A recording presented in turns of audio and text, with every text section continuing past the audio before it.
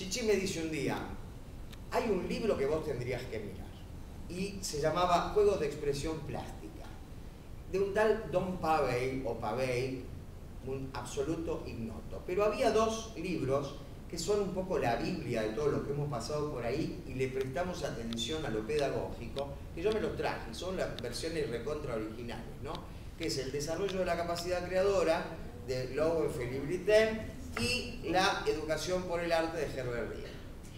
La educación por el arte, Herbert Reed, un tipo que no era pedagogo, o sea, era un pensador, pero no era un docente. Estos sí sabían lo que era un aula, este no tenía la menor idea, pero uno abreva en el otro, o uno en los otros y los otros en uno, y finalmente surge esto famoso de la educación por el arte, que es como que aparece para partir cabezas por la mitad.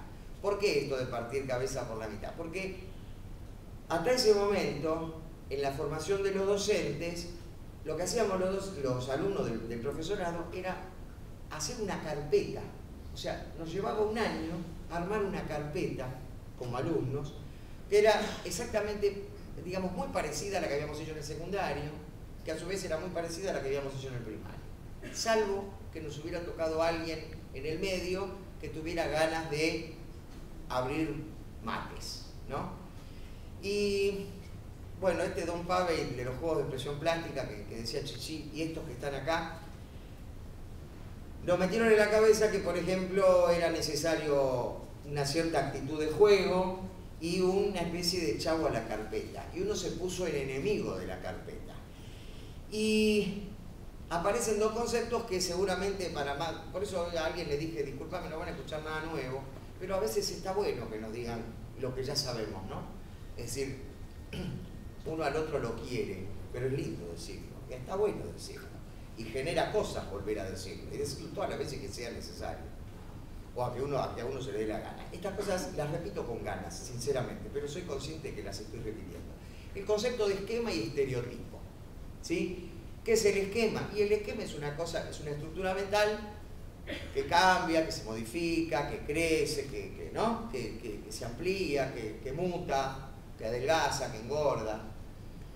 Y el estereotipo es todo lo contrario, es una cosa inmóvil, quieta, ¿no? Estereotipo es esa casita que alguna vez alguien, con la mejor voluntad, pero erradísimo, esto es una casita, y nos hicieron la casita esa a dos aguas, con chimenea, por ahí a lo mejor en un exceso de arrebato, un humito, ¿sí? A veces un caminito, a veces una cortinita así. Yo jamás vi una cortinita de eso, porque en mi casa había de las americanas, por ejemplo.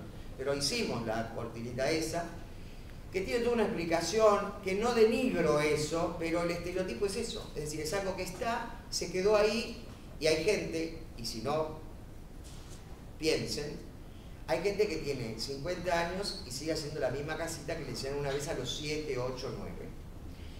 Y hablo de eso, eso es un estereotipo. Bueno, Chichi, Ablático, Panier, Salvanesky nos decían, eso no puede ser así. Y entonces, algunos tomamos esa bandera y tratamos de llevarla. Nos oponíamos a cosas, nos oponíamos, por ejemplo, al simulcó. ¿Sí? Hoy pagaría por tener uno, pero no para usarlo, sino para decir, tengo un simulcó. En mi infancia, a pesar de todo, o sea, muchos conmigo no pudieron, porque hice Bellas Artes y toda esta historia, pero yo tuve uno por grado, porque se acuerdan que había un simulcó de primero, uno de segundo, uno de tercero. Después les pido por favor a los más grandes que le expliquen a esta chica que están acá, qué cuernos es el simulcó. El simulcó, chica, hago un pequeño paréntesis. ¿Hay algún maestro varón acá, alguno que esté estudiando, Ningún estudiante de magisterio varón. Bueno, no, para saber si uso el chicas. Era un librito, un cuadernito de hojas como de papel de calcar, que venía con dibujos. Tenías una parte era de matemáticas, de historia, otra parte de ciencias naturales. Era una materia que se llamaba desenvolvimiento. ¿No? Yo voy a llorar en un momento de esta semana. Creo que voy a llorar. No sé si seguir insultándolo a Chalo o ponerme a llorar. El dibujito, el librito este tenía dibujos, como si fueran en carbónico. Entonces uno buscaba, eran hojitas transparentes, vos necesitabas el abrazo de San Martín y Belgrano. Entonces estaba ese dibujito. Y lo dabas vuelta, lo ponías así de carita en la hoja y le pasabas una reglita de plástico, como una espatulita de plástico. Y el dibujo se transfería. Lo que hoy llamamos, ¿vieron los calquitos? Ese tipo de cosas. Era eso. Y después lo pintábamos y estábamos chochos. Bueno, fue uno de mis primeros enemigos cuando me di cuenta, digo, estuve durmiendo con el enemigo hasta ahora. Estaba prohibido. Nosotros prohibíamos eso, prohibíamos los calquitos, prohibíamos el uso de la regla para dibujar, prohibíamos el uso de la goma. A las chicas de jardín, porque en algún momento, vieron, uno está ahí, y al final te terminan ofreciendo más horas, ¿no? Bueno, al final enganché horas por la jubilación de la profesora Úrsula y no me puedo acordar el apellido. ¿Alguien me ayuda? Puede ser. Sí, puede ser. Bueno, si ella se jubiló o algo así, enganché hora de Úrsula. Digo, uy, jardín. Las de jardín tienen que ser medio saltimbanqui, tienen que ser todas tienen que cantar, saltar y bailar por los aires con mucho donaire, dibujar, así. Bueno, y descubro que las de jardín, porque esa era la denominación, las de jardín, por ejemplo, morían con una bolsita de brillantina. En aquel entonces un arma era la famosa tijera de piquitos, y ufanas y contentas recortaban algo con la tijera de piquitos y creían que con eso era más lindo. Y ahí estaba el trabajo nuestro, hacer entender que lo lindo y lo feo es un valor subjetivo, que las cosas no son más lindas o menos lindas, que son más de uno o menos de uno, en tanto y en cuanto pongamos esa libertad. Cuando yo asumí las horas esas, así como Chichi y tantos otros, la sensación que tuve, dije, es una manera de estar en el grado a través de otra gente.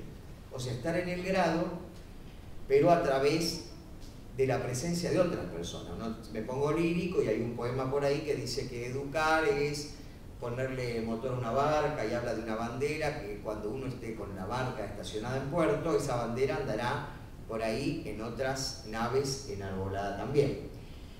Y uno cree en eso realmente, por eso lo dice. Y, por supuesto, cero copia y cero calcado. O sea, nada de copiar, nada de calcar. Y entonces, ¿qué? Lo que a uno le salga, lo que sea, lo que a uno lo representa. ¿Por qué? Porque si yo tengo 50 palabras de vocabulario y tengo que hablar, voy a decir algo. O tengo que escribir, voy a escribir algo. Si tengo 500 palabras de vocabulario, también voy a escribir. Y si tengo 5000, también voy a escribir. Ahora, ¿cuál es mejor de los tres?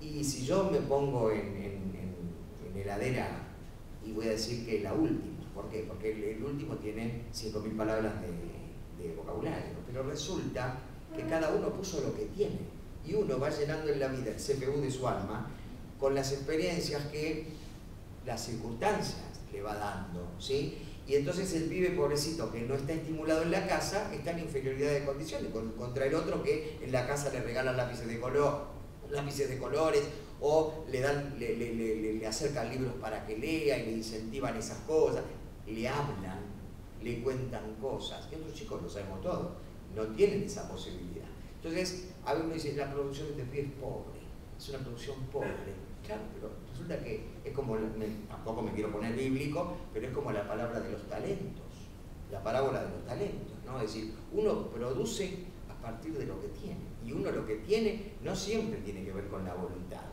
tiene que ver con el entorno, tiene que ver con la familia, con un momento, con una realidad, con un montón de cosas que hacen que entonces yo, ¿quién soy para decir que la producción de este está mal? Bueno, todo eso era el conflicto que uno trataba, que tenía uno en el alma, y que trataba de transmitirle a los alumnos. Yo estoy, como esto es una experiencia inédita para mí, yo es la primera vez en casi, porque no tengo 60 años, Charlo, te voy a... No tengo 60 años. Me falta un mes, pero no tengo. Esto es una experiencia inédita. He dado miles de horas de clase, he dormido gente, pero esto así no me pasó nunca. Así que por eso no quiero pasarme el tiempo y no quiero cansar tampoco.